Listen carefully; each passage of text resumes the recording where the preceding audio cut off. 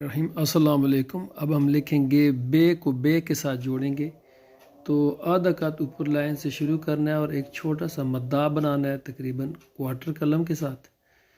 तो यहाँ से हमने लंबी बे डालनी है जिसकी लंबाई तकरीबन 11 कत लंबी होगी और एक कत यहाँ नीचे तक आके रुकती है। यहाँ हमने एक कत ऐसे नीचे कलम रखनी है और लाइन तक लेके जाके फिर सीधी खींचनी है और आखिरी 3 कत से हल्की सी ऊपर उठा के फिर नीचे से गुलाई दे के ऊपर लेके जानी ऐसे। ये हमारी बे और यहाँ एक कत का ये मद्दा होगा,